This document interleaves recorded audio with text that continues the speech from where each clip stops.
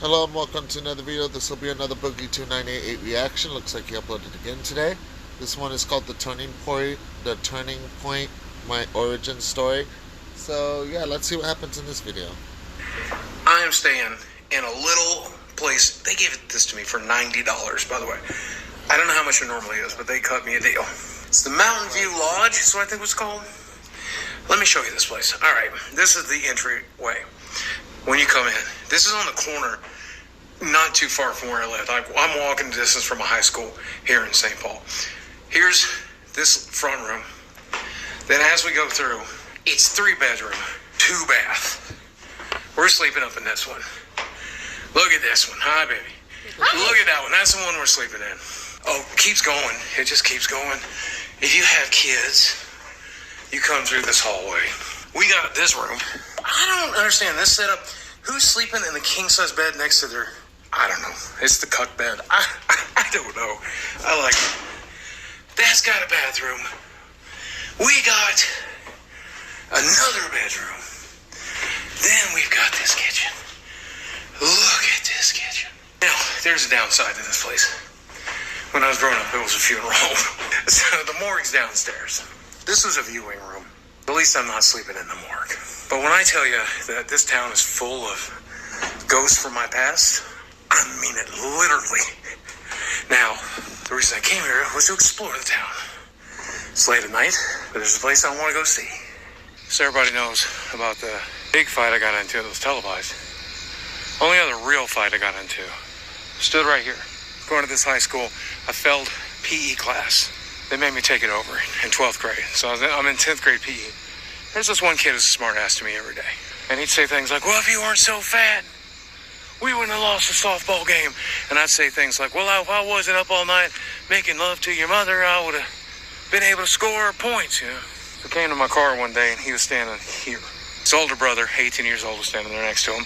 His older brother says, here's what's about to happen. You've been talking shit about my family. My little brother's going to beat the hell out of me. If you hurt him, I'm going to hurt you. So I stood right here, my arms behind my back, and I said, do your worst. And that scrawny little kid beat on me until he got bored doing it. Wow. Well, I forgot to take my glasses off. So they broke, and I remember them flying off. This black tar area here, there was a house here, and there's a little bit of grass. And they landed in that grass, and I started crying. And he said, you're crying because of your beating? I said, no, I'm crying because when I get home, I'm actually going to get my ass beaten. My mom is going to do me in. And, you know, she was not too happy about the glasses getting broke. But that's 2 beatings in one lifetime. At least with Jordy, I threw one punch. I'm getting better. Now, this house should have been the nicest house. I should have grew up in this house. We moved out of Castlewood, moved here. And this house is less than a block away from the school. I'd walk through my backyard past the pool every day to go to the high school. And we lived here a little while, a couple of years. My old country dog, the one that I got when I was born, he got hit by a car. He's still probably buried in that backyard unless we dug him up. Good old bear. Bear. This house, though, was I think the worst memory of my childhood. And I wanted to spend a little more time here when I was here with Jesse, but I'm glad to get to spend it now. But Me too. I woke up one night. My dad worked late shift in the coal mines. He was an electrician. He'd had his ass beat by the mines. He was mostly deaf. He'd broken his hands, broken his arms. Miserable. And he started skipping work to just sit and drink in his truck. One night, about 1 a.m., there's somebody knock on the door. And they've got my dad in a drunken stupor, and they help him into the house. They explained that Dad had been sitting in front of the country store just up the road. And he'd been in his truck, and he must have put it in drive or something, and it rolled across the street and down the hill. And they knew that the cops picked him up. It'd be a hell of a lot of trouble. They went down there, got him instead, and took him home. A week later, the night Dad had off, he slept in the couch here in this front living room. And I woke him to him screaming his lungs out. And he was laying on the couch with his hands in the air like he was reaching for angels or something. And my mom was sitting next to him with a wet washcloth, had him on his forehead. And I'm like, Mom, what's happening? She goes, go to bed, Steve. It's no big deal. I said, Mom, you need to dial 911. That man's dying. And that's how I remember saying it when I was 12. But she said no. She was embarrassed. She didn't want the town to know that he was going through whatever he was going through. Well, I called 911. and the ambulance showed up. 30 minutes later, it takes a while in a town like this. And they took him off, and he went out to Salem to be rehabilitated. And Mom told me it was an alcoholic seizure. I don't know what that is. I've tried to look it up. And my understanding of what it's supposed to be is that his brain was so starved of nutrients, it was basically living off of just the alcohol. And the man was down to 96 pounds. He had not eaten food, and I can't tell you how long. His brain had basically a stroke. I believe it was just a regular stroke brought on by all that stuff. My brother has often asked the question whether or not Mom had poisoned him. He was missing work. He wasn't holding this into the bargain up. Yeah. And I wouldn't put it past Mom. Regardless, 6 months later, he came home to us. And he couldn't talk anymore. Could barely walk. Could barely talk. Could barely listen. He just sat in a chair and smoked. Couldn't watch TV. Couldn't follow TV. And by then, we'd lost this house. We were trying to buy this place. And I guess Dad was making enough money to make it happen. But once Dad wasn't working anymore, we couldn't. So we rented the place right here across the street. It's that little lit up one with the decorations. I remember there used to be a dogwood tree right out front, and I wish it still was. Beautiful. It is a nice little house. He came home to that.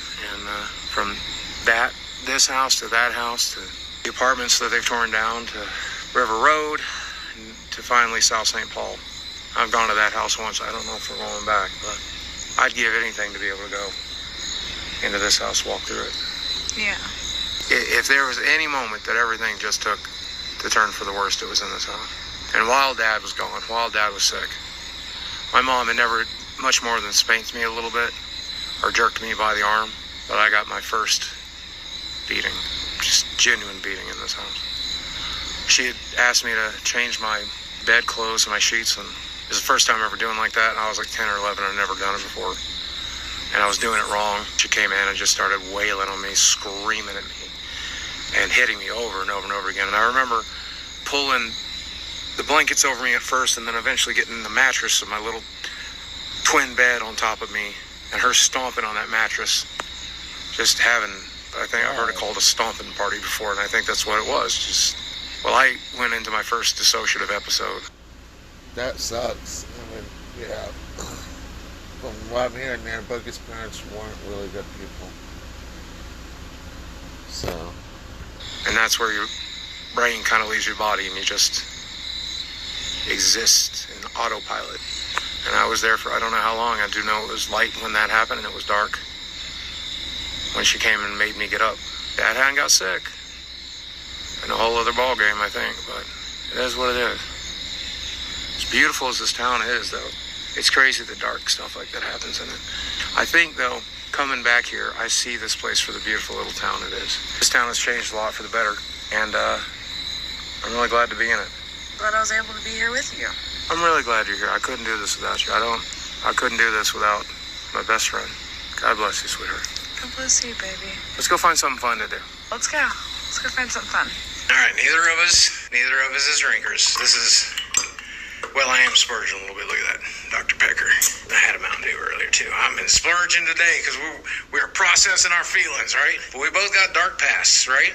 Yes. So cheers for dark pasts with brighter futures. Cheers. Cheers. I forgot to drink. It's hard to do YouTube when you're processing your emotions. Oh, wow. Now, it's cool that Boogie's been doing these videos, these origin story videos that he's been doing. He did one yesterday, now he did one today, so, but yeah, Boogie definitely did have a rough childhood, that's for sure, so. Anyways, I'm going to go ahead and end this video here. Stay tuned for the next one. I know Athmel's going to upload today. I'll probably do a moisture recap as well. With the next reaction I'll do, which will probably be half hour to an hour. That'll be on Lounge TV. So, with that being said, that ends this video here. Stay tuned for the next one.